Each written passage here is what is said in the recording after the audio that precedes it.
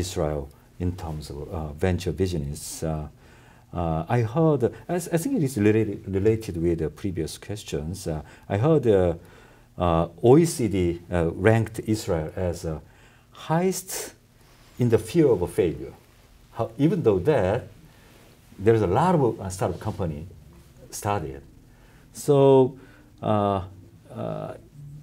one of them, I think that is because of the so-called chutzpah spirit that kind of stimulate kind of venture companies and kind of take the risk and start the new business.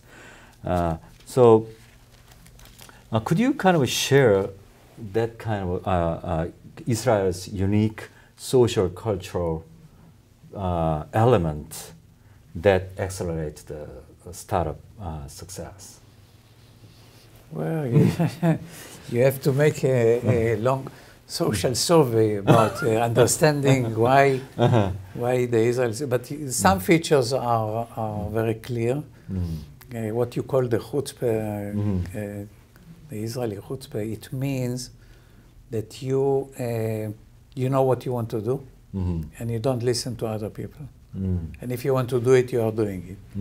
You are not listening to other people saying it's too risky, don't do it, or you better do something else. You believe in yourself. You believe in yourself, yes. You believe in yourself, and you sometimes against the wind. You're going against the wind. It's one thing. You know, it's also the feeling of many entrepreneurs that if you want to succeed, you have to go global. Israel is a small place. You have to think from the beginning on a global terms. I see. Also, you know, there is you can look at most of the people, and you can on the entrepreneurs, and you can see kind of a strong will to win.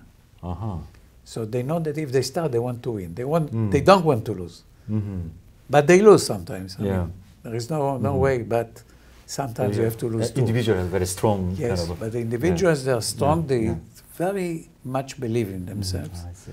And they, sometimes it's even not good, because if they don't listen to people with experience, not always they are right. But this is some kind of features, if you like, to identify the Israeli entrepreneur. On the other hand, today, we have in Israel many second-time entrepreneurs. So people that tried once, even if they fail, they come again, and they start again. And these people are much more experienced, much more thinking about what is good, what is bad. They are not just blindly run after the target. So that is why the rate of success, because of that, is going up. So as you can see it, you know, it's not only in Israel, but in order to develop a healthy and sustainable industry, high-tech industry and venture capital industry, it takes time and cycles, you know, to get more experience, to have more entrepreneurs second time, more companies to come with more experience, with better investors. That's a process. And if you start the process in the correct way, you can achieve many good results. So it sounds like your society kind of tolerate failures and also kind of wait some period of time until they success. So you have sort of kind of a tolerate environment for the startup companies. Yes, I mean, we don't make a mistake. We are not encouraging failures. Oh, of course. We don't want people to fail. We don't want company to fail. But we understand that it is a fact of life. Okay. And the question, you have to choose. If you want entrepreneurs, you want to encourage startup companies, you have to understand that there will be failures. So you cannot, from one side, to encourage them, and on the other side, you said you cannot fail, because it doesn't work together. I see. So people understand this fact, this important fact, and give much respect to people that decided to start and did all what they can in order to succeed and failed then. Nobody likes failures, but still you can afford that and accept people they fail at least first time. If they fail more than once, that's maybe a problem. But that kind of common understanding, is it government intentionally made that kind of common understanding, or you just naturally inherit that kind of concept or understanding from the experience? I think it's natural. But also there is a role for the government. Because if the government, because government giving funding to companies. So for instance, if the government would have said, sorry, you failed with your company, you cannot get more funding from the government, that's a sign to the entrepreneurs for what they can do. If on the other hand, the government will say to an entrepreneur who fail or to a company who fail, okay, come with another project, you still can get the money because we checked the reason for the failure and it's independent on you. Then it's again a signal to entrepreneurs that it can be accepted, the failure can be accepted. I see. So it's a kind of sort of natural, also government provided that kind of environment. Okay. In doing that, do you have any particular government agencies to make that kind of environment, or just provide a fund? No, the major agency in the government is the Chief Scientist Office. Chief Scientist Office. Who is working according to government policy. And this office funding projects up to 50% of the cost, according to the policy I described before, innovation and commercialization. And any company can apply to the office to get money for a project, not for the company. Now, the system is that if you fail, if the company fail with the project, and they got money from the government, from the Chief Scientist Office, they have to show the Chief Scientist Office that they try everything in the project to succeed. But they failed, then everybody lost the money, including the government and the investors. They lost the money. If he succeed, he has to pay back. Only on the base of success, he paid back to the Chief Scientist from the income. I see. So that's a different system that you have here. I see. This system is much more encouraging entrepreneurs and companies to do research. So the policy of the Chief Scientist is based on risk-taking, risk-sharing. The government is ready to share the risk with companies, okay? And as I said before, to see that you are innovative and the product is commercialized. I see. So Chief Scientist Office is kind of stimulate that kind of environment to the kind of innovative entrepreneurs. So actually the entrepreneur's role is kind of major role in the venture business, and produce that kind of creative entrepreneur is, I think it's really important issues. And so how do you develop that kind of human resource, especially creative resource? One of them I heard is Talpiot program that involved the Israel military, then bring all the very creative young generation peoples and focus on the developing the new technology and so on. So could you share us about your education systems to produce that kind of creative entrepreneurs? I will try. It's such a big issue. Yes, we said that first of all, in order to have entrepreneurs, they need the DNA of entrepreneurs. Okay.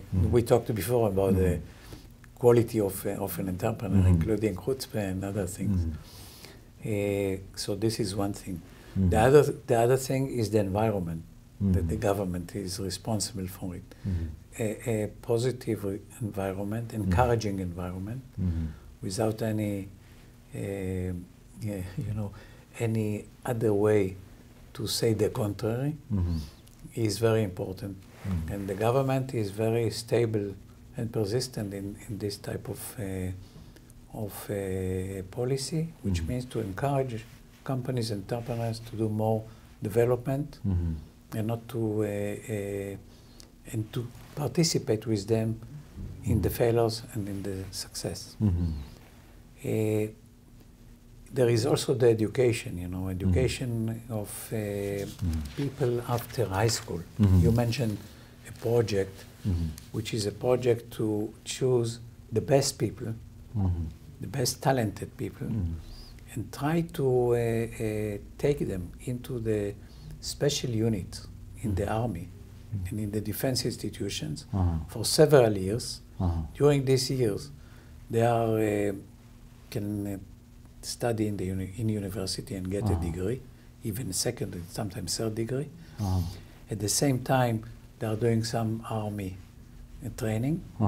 At the same time, they start to work in development in the army laboratories or institutions, laboratories where the equipment is the best, cutting edge equipment and with cutting edge technologies. So they got experience in very early age, 18, 19, 20, in working in development for a customer, because the defense ministry is the customer of all what the army units develop, and to work in groups, and sometimes to be even commanding or managing groups in development. So many of these people are getting the best experience that you can imagine in their first year of their independence, let's say, after they leave home. So after, and there, I think their kind of contract with the army is for 7 years. So after 7 years, they are free. So when they are free, most of them are leaving with some ideas and some basic experience and technology they acquire. Also degree, you mentioned. Also degree. And they start companies. But not that they can start companies, but they have the network within these units, so they know who can do what. So they also join with other people. And then you can find in many Israeli companies this type of people as entrepreneurs and as, chief engineers, scientists, whatever, and they are very successful. Some of the companies, leading companies in technology in Israel, like Checkpoint and other, that's what I heard. Came from this type of units. There is also a group of 2 brothers that both came from these units and are very successful. They did 15 companies, I think, so far, most of them successful. And there are many more.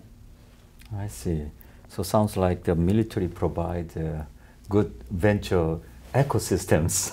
Yes, produce people, networks. Yes, it's a good contribution because it's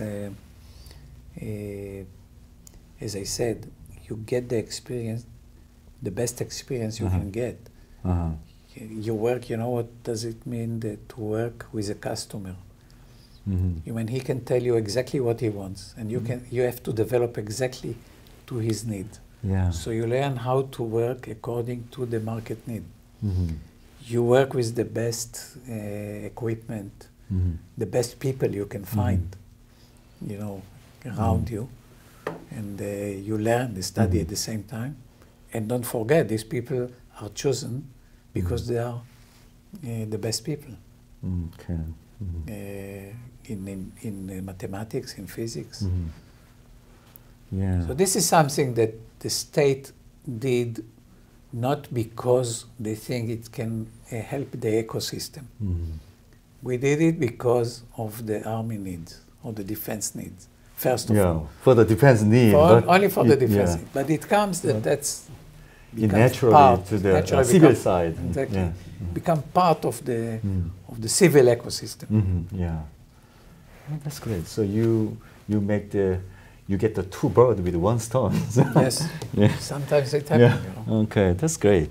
Okay, so that's really a great idea to kind of provide a military need, and also it kind of satisfy the kind of civil needs. Yes. So that's good.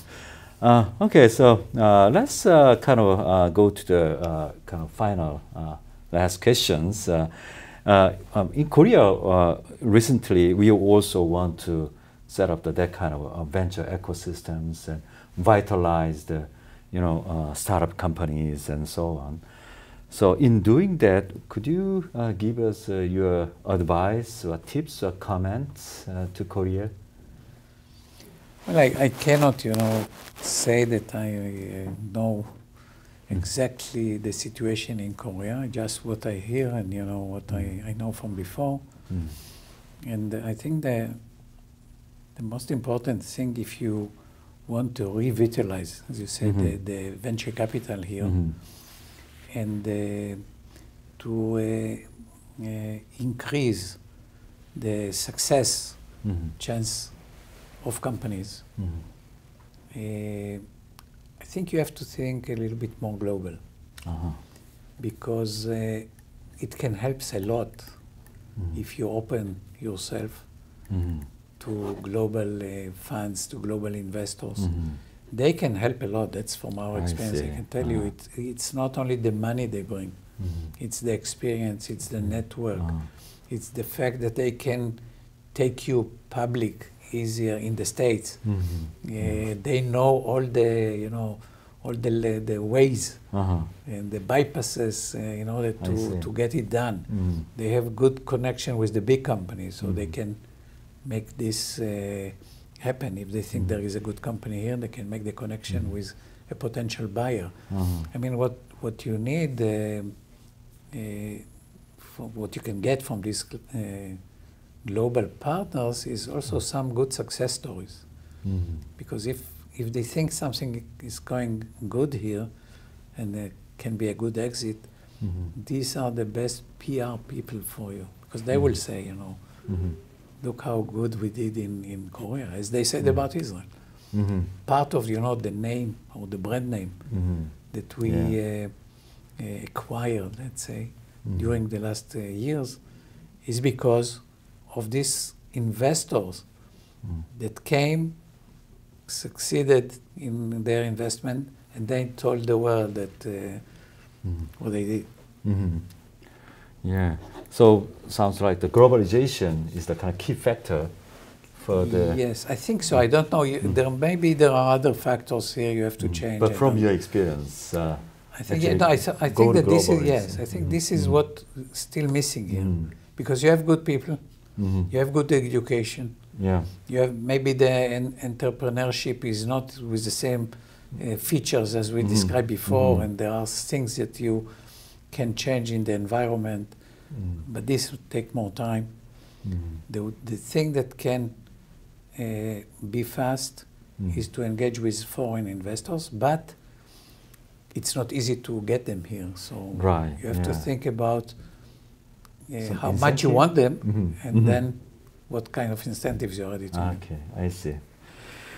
Okay, yeah. Thank you very much for the lot of good advice from your experience, and hopefully be my guest. Yeah, we also have a good venture ecosystem like Israel in short period of time, and so that we can Israel and Korea both are win-win in terms of global business and venture business.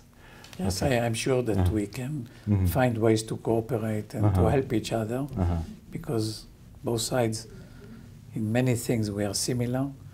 Yes. And there are things that we are maybe having some strengths, and you have other things that you have strengths, so can be good cooperation. Okay, good.